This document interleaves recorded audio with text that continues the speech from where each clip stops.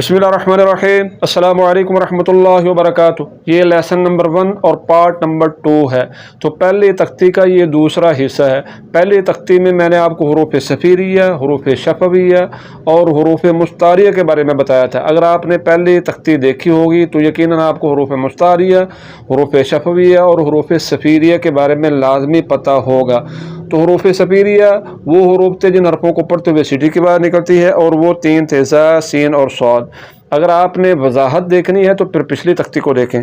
और अगर हुरूफ मुस्तारिया की बात करें तो खा, सौद, दाद, ता, ज़ा, गैन और काफ, ये 7 हुरूफ बताए थे और इनका मजमुआ बताया था खुस्सदा व तिनक़ीद।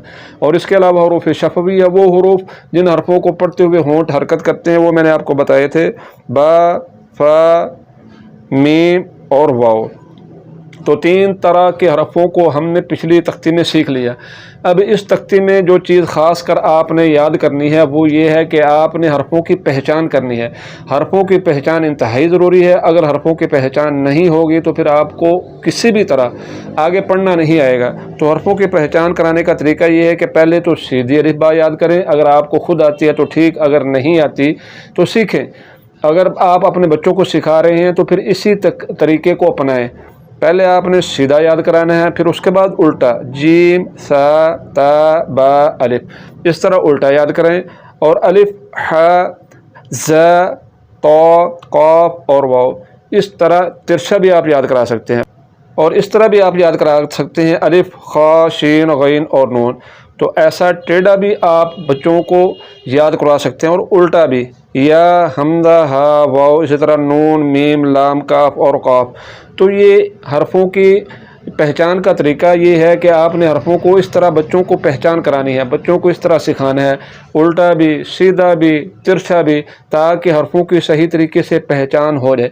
जब हरफों की सही तरीके से पहचान हो जाएगी तो फिर आगे जब एक हरफ से ज़ायद हुरूफ आते हैं तो फिर वहाँ पर हरफों की शक्लें तब्दील हो जाती हैं।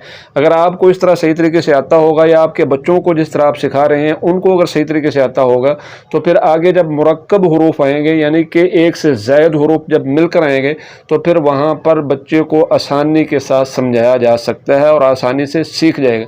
मगर ये शक्लें आपने लाजमी और हर सूरत में खुद अगर नहीं आती तो खुद सीखनी है, और अगर किसी बच्चे को सिखा रहे हैं तो फिर इन शक्लों को आपने ज़रूर याद कराना है।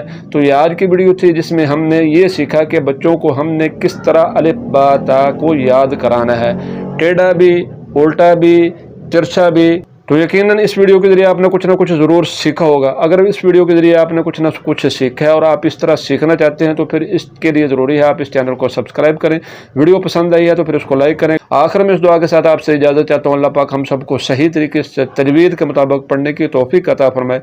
दुआओं में याद रखिएगा। अल्लाह हाफ़िज़।